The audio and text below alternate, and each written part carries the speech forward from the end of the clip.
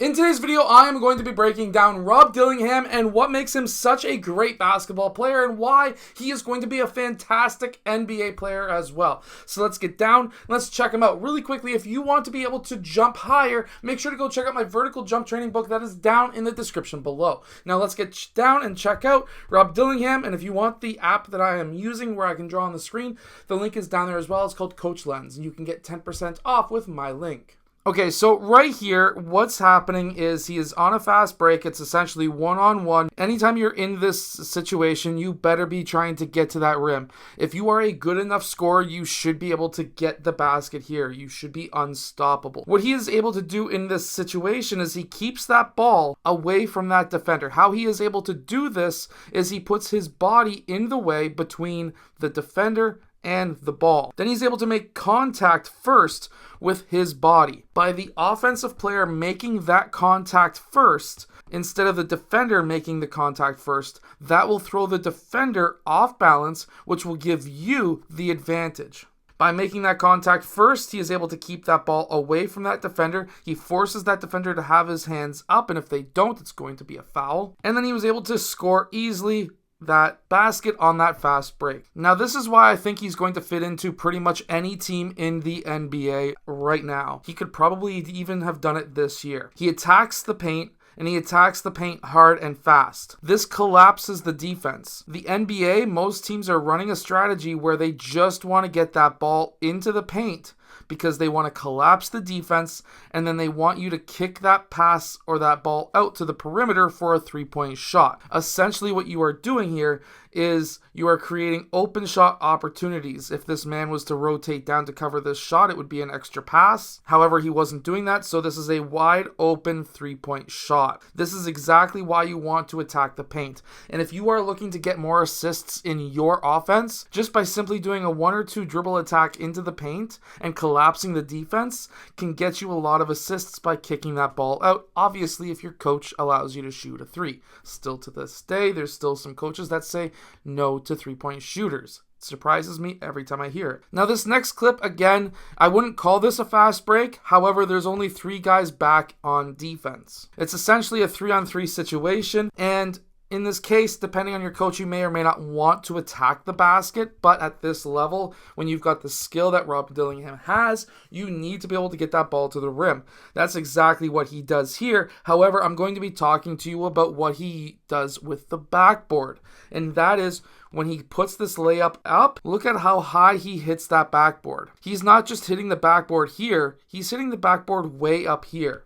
There's a reason why I want to point this out. The reason why I want to point this out is by hitting that backboard right there. If he was to do what younger players do and they have that ball go off here or maybe here, that ball is getting pinned on the backboard every single time at this level. However, by going up that high, a bit higher than that square, and learning how to use the entire backboard is now going to make it so that it's even harder to block his shot or his layup, which will allow you to make that basket much easier. And that's exactly why he was able to make that layup. Now, being able to do quick offensive movements like this is going to be very beneficial. The NBA likes to run quick offenses while there's still lots of time left on this shot clock. In reality, there's already 10 seconds burned off that clock. If this was the NBA, he would be down to 12 seconds. To get to that paint, and a shot is going to take around 3 seconds. Let's see if I'm right. 1, 2, maybe 2.5 seconds. However, by coming off of that fake DHO and he was able to pull up for that mid-range, look at the distance between himself and his defenders. This is a wide open shot, and this has to be made 100% of the time. This is exactly what he was able to do. He was able to make that shot, but by being a 3-level scorer, mid-range, being able to score at the rim, and being able to be a deadly three-point shooter as he is, this is definitely a recipe for success at the NBA level. You need to be able to score at every position at all spots on the court, and Rob Dillingham is able to do that. Now, there's probably not going to be a miscommunication on defense at the NBA level, and if that happens, it's going to be very rare, but this is why you need to talk on defense. You're just basically allowing a wide open mid-range shot to happen by one of the best players in college basketball. Now, look at his shot preparation because it's actually really good.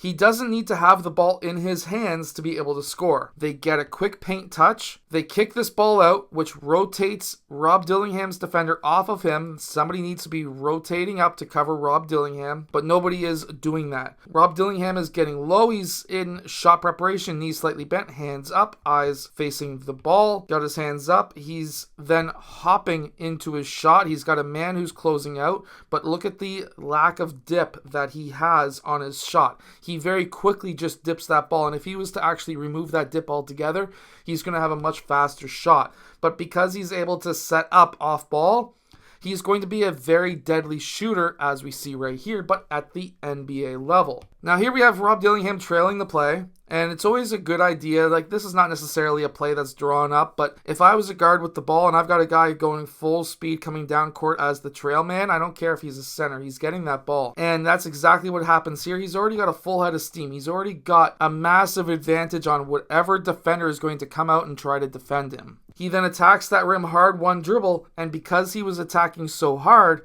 he collapsed the defense. We have multiple players who are now gaining his attention, and this guy's saying, hey, look at Rob Dillingham. And Rob Dillingham had a guy who was cutting baseline, we can see that right here, who got into the dunker spot, and just by having Rob Dillingham attack down the middle of the key, that collapsed enough players to allow his teammate to be absolutely wide open for that dunk.